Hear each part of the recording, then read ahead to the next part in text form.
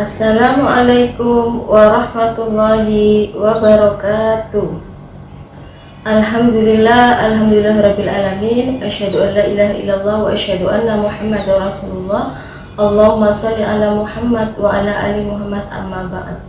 Pertama-tama marilah kita panjatkan puji syukur kehadirat Allah Subhanahu wa taala yang telah memberikan rahmat kepada kita semua sehingga pada sampai saat ini kita masih diberi kesehatan. Pada kesempatan ini dalam rangka Prima Al-Falah untuk kelas 12 ya, saya Ustazah Ida, kodenya biologi 1. Untuk pertemuan pertama akan mereview kembali materi biologi kelas 10. Yang pertama ya, tentang ruang lingkup biologi ya.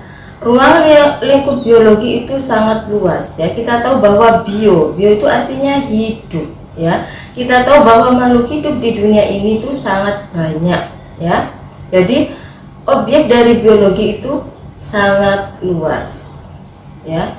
Nah, sehingga supaya kita mudah mempelajarinya ya, makhluk hidup yang ada di dunia ini dikelompokkan menjadi 5 ya, yang kita kenal dengan sistem klasifikasi 5 kingdom.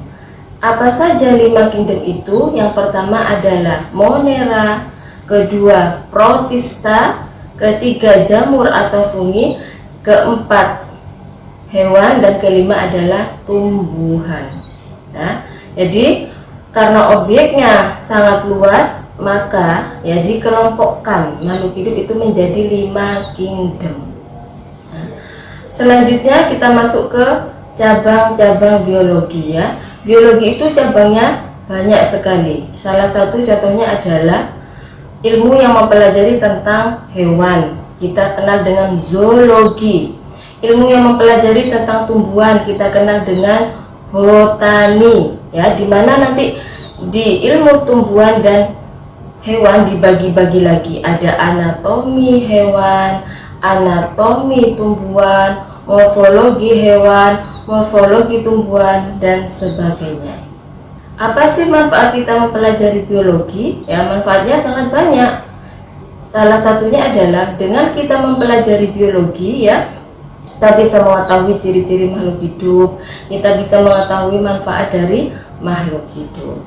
Selanjutnya kita masuk ke metode ilmiah ya. Mungkin kalian masih ingat ya, apa saja langkah-langkah metode ilmiah ya.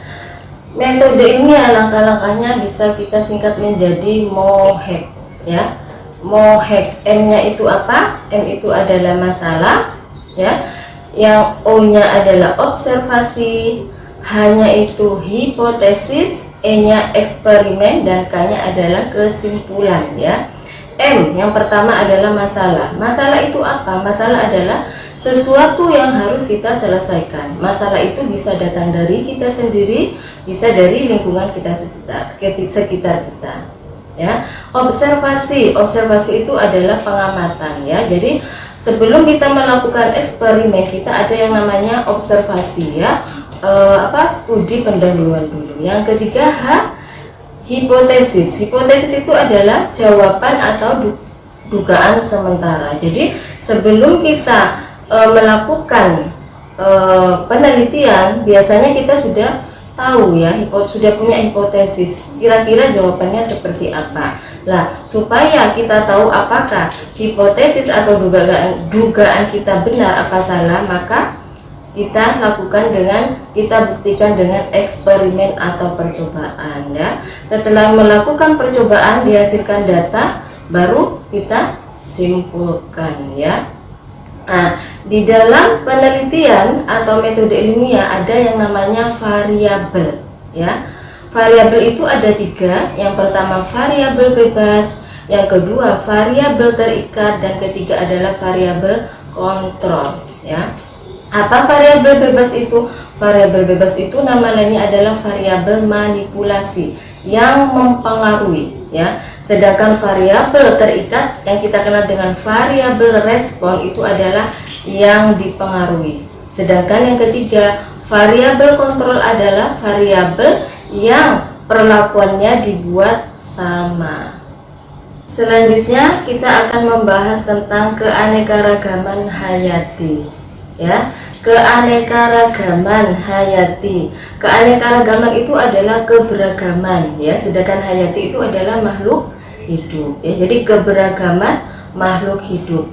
Apa sih yang menyebabkan kok ada keanekaragaman, keberagaman makhluk hidup, ya? Penyebabnya ada dua, ya. Yang pertama adalah gen, yang kedua adalah lingkungan, ya. Itu yang menyebabkan kenapa kok terjadi keanekaragaman atau keberagaman, ya. Untuk keanekaragaman hayati itu ada 3 macam atau 3 tingkatan. Yang pertama adalah keanekaragaman hayati tingkat gen, ya. Contohnya adalah, ya, kalau kalian tahu bunga mawar itu bunganya ada yang merah, ada yang putih, ya. Bunga bugenvil bunganya ada yang oranye, ada yang ungu. Kenapa kok bisa seperti itu? Karena susunan gennya yang berbeda, ya. Satu jenis, ya, satu spesies, tapi susunan gennya berbeda, sama-sama bunga mawar, sama-sama bugenvil, tapi kenapa kok bunganya saja yang berbeda, ya? Karena susunan gennya berbeda, ya. Keanekaragaman yang kedua yaitu keanekaragaman tingkat jenis atau spesies, ya. Ini memang karena spesiesnya atau jenisnya berbeda, ya. Kita bisa memberi contoh, ya, banyak, umpamanya antara keanekaragaman hayati, contohnya ayam dengan kucing, ya, kucing dengan kambing, karena memang spesiesnya berbeda. Keanekaragaman hayati yang ketiga adalah keanekaragaman hayati tingkat ekosistem. Ini terjadi karena perbedaan faktor biotik dan abiotik, ya. Contohnya adalah padang pasir, ya. Padang pasir kita tahu bahwa suhunya tinggi, ya. Tanaman yang dominan di sana adalah tanaman yang memiliki daun yang berduri dan sebagainya. Terus ada lagi ekosistem padang rumput, savana, dan masih banyak lagi. Selanjutnya kita akan membahas tentang virus, ya. Virus berasal dari kata virion yang artinya racun. Kenapa virus dikatakan sebagai racun? Karena virus itu banyak menyebabkan penyakit, ya. Ciri-ciri dari virus yang pertama adalah berukuran kecil, jadi kecil sekali, ya. Satuannya adalah milimikron, lebih kecil dari bakteri, ya. Yang kedua, virus itu hanya bisa hidup pada sel yang hidup, ya. Virus reproduksinya ada dua, ya, ada litik sama ada lisogenetik. Yang litik, ya, tahapannya yang pertama ada adsorpsi atau penempelan, yang kedua penetrasi atau penyemprotan, yang ketiga sintesis, selanjutnya perakitan, dan yang terakhir adalah lisis. Reproduksi yang kedua adalah siklus lisogenik atau lisogenetik. Sebenarnya tahapan litik sama lisogenetik itu hampir sama, bedanya hanya, ya, kalau litik tadi kan di tahap penetrasi atau penyemprotan DNA, ya, itu langsung masuk ke tubuh inang atau bakteri. Tapi kalau di siklus lisogenetik pada saat penyemprotan DNA atau asam nukleat, ya, jadi DNA-nya virus, ya, menyatu dengan DNA-nya inang, ya, jadi ada penyatuan atau tahap penggabungan, ya. Untuk virus peranannya itu ada yang menguntungkan, ada yang merugikan. Kalau yang merugikan kita tahu bahwa virus banyak menyebabkan penyakit, ya. Contohnya yang sekarang kita alami, ya, di dunia ini ada namanya virus corona, ada virus SARS, ya. Nah, jadi contoh penyakitnya adalah SARS, corona, terus ada penyakit HIV, ya, sampai saat ini belum ada obatnya, ya. Nah, untuk manfaatnya, ya, Allah menciptakan virus, ya, selain dia banyak menyebabkan penyakit, tapi virus itu masih punya manfaat, yaitu bisa dijadikan sebagai bahan pembuatan vaksin. Monera Monera berasal dari kata moneres yang artinya tunggal ya. Tunggal di sini mengacu pada bersel satu ya. Jadi ciri dari monera adalah yang pertama bersel satu yang kita kenal dengan uniseluler, yang kedua adalah prokariotik. Apa prokariotik itu? Prokariotik itu adalah dinding selnya, inti selnya tidak memiliki membran ya. Jadi inti selnya tidak memiliki membran, itu prokariotik. Monera dikelompokkan menjadi dua. Yang pertama archaebakteri, yang kedua eubakteri. Archaebakteri ya, ini bedanya dengan bakteri itu apa ya? Di sini bedanya pada susunan dinding selnya. Kalau bakteri dinding selnya mengandung zat namanya peptidoglikan, sedangkan kalau archaebakteri tidak mengandung peptidoglikan. Yang kedua bedanya, kalau bakteri ya hidupnya itu di tempat biasa ya, sedangkan kalau archaebakteri hidupnya adalah di tempat yang ekstrim, seperti tempat yang suhunya tinggi, tempat yang berkadar garam tinggi ya. Nah, sedangkan kalau eubakteri itu adalah bakteri yang kita kenal sehari-hari ya. Bakteri mempunyai dua peranan, menguntungkan sama merugikan. Kalau yang menguntungkan, bakteri itu bisa dijadikan bahan pembuatan makanan seperti yogurt, nata de coco, dan keju.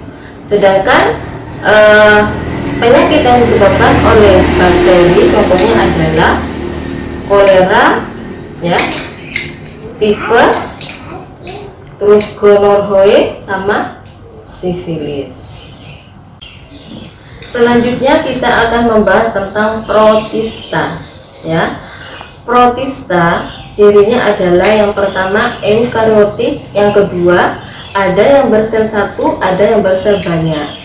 Nah, protista dikelompokkan menjadi tiga: protista mirip hewan, protista mirip tumbuhan, sama protista mirip jamur ya.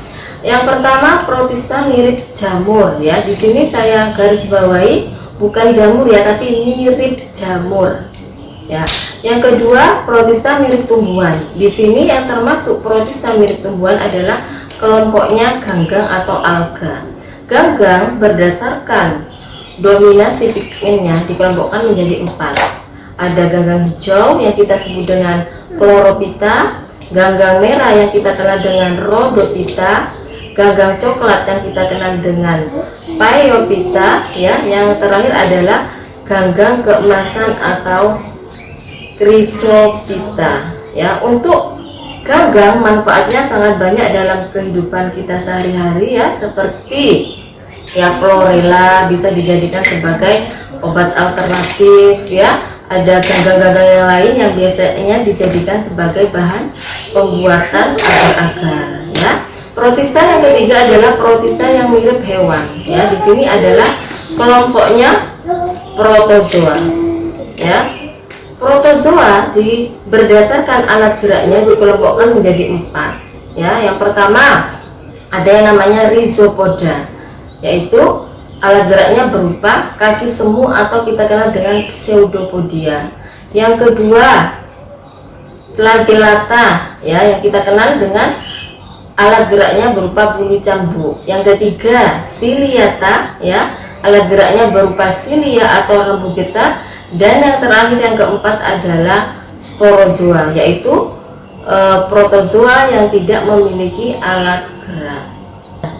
Selanjutnya ya, yang terakhir ya, kita akan membahas tentang fungi atau jamur ya. Banyak orang yang salah kaprah ya bahwa jamur itu adalah tumbuhan, padahal ya jamur itu kingdomnya sendiri, yaitu fungi. Kenapa kok dibedakan dengan tumbuhan ya?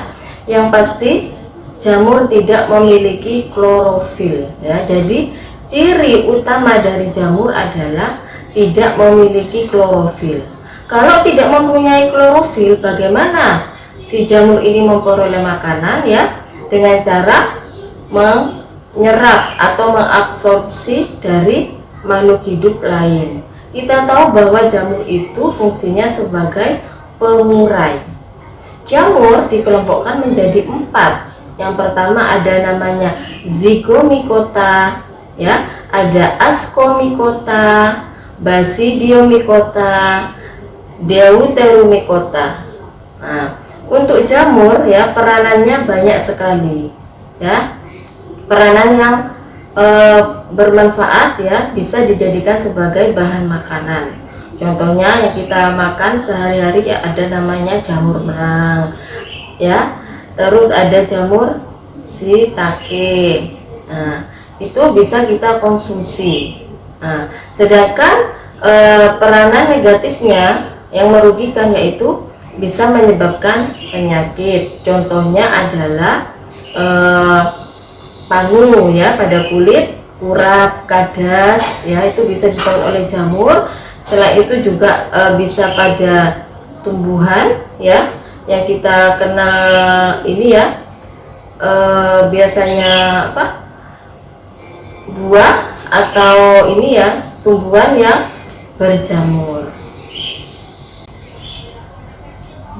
Sebelum Ustazah akhiri ya, ini ada satu soal ya, prediksi UTBK ya, untuk bab yang berhubungan dengan yang Ustazah sampaikan tadi. Soalnya hanya satu ya, coba diperhatikan. Soalnya seperti ini. Berikut ini merupakan pernyataan yang benar mengenai Chlorophyta, kecuali A. dapat hidup pada habitat terestrial, B. tidak memiliki klorofil C, dinding sel terbuat dari selulosa, D. tidak memiliki alat gerak, E. mengalami siklus generatif. Nah, tadi disebutkan bahwa ya, ini adalah ciri dari Chlorophyta. Chlorophyta itu apa? Chlorophyta itu adalah ganggang hijau. Mana yang tidak termasuk ciri dari Chlorophyta? Jawabannya adalah D, yaitu tidak memiliki alat gerak. Anak-anakku sekalian, cukup sampai di sini untuk pertemuan biologi 1 bersama saya. Mudah-mudahan apa yang kita pelajari hari ini bisa bermanfaat bagi kalian, terutama ya, kita akan bertemu lagi pada pertemuan biologi yang kedua. Kurang lebihnya mohon maaf. Ustazah akhiri. Wassalamualaikum warahmatullahi wabarakatuh.